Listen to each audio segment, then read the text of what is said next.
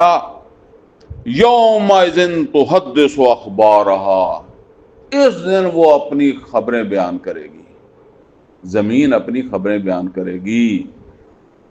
زمین کے اوپر بڑے بڑے ظالم آئے اور بڑے بڑے نیک آئے، بڑے بڑے فرعون آئے اور بڑے بڑے موسیٰ علیہ السلام جیسے آئے۔ ہم اگر کوئی اچھا کام کرتے ہیں تو کہاں کرتے ہیں؟ زمین پر ہی کرتے ہیں۔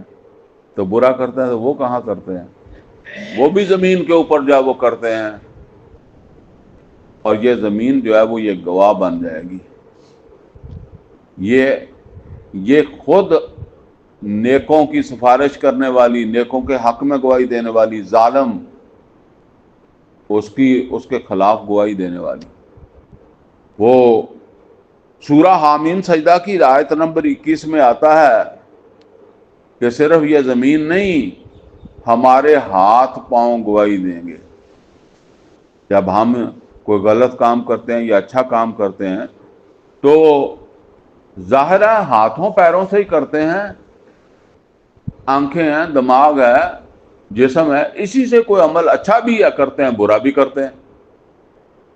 اب جب ایسا عمل جو ہے وہ کرتے ہیں برا، تو ظاہر بات ہے وہ بھی ریکارڈ ہے۔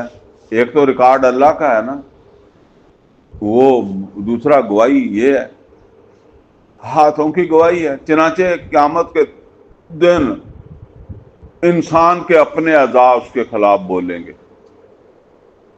اور جب بولیں گے تو انسان پریشان ہو کر کہے گا لما شاہدتم علینا، کیوں تم ہمارے اوپر گواہی دیتے ہو؟ میرے اوپر کیوں گواہی دیتے ہو تم؟ میرے ہاتھ ہو، میری زبان ہو، میرے پاؤں، تم کیوں گواہی دیتے ہو میرے خلاف؟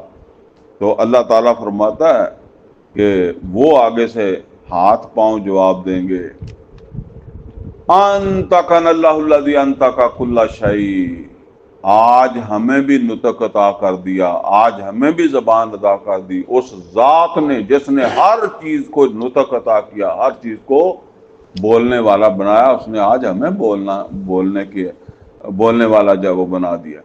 اسی طرح زمین، یہاں تو اللہ تعالیٰ فرماتا ہے کہ یومئذ تحدث اخبارا، وہ زمین اس دن اپنی خبریں بتائے گی کہ کیا کیا ہوتا رہا، کون کون سے یہاں چنگیز خان آئے اور ہلاکو خان آئے، اور کون سے یہاں ذوالقرنین آئے۔ ہر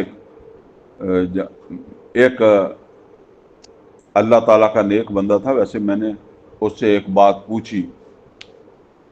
وہ صبح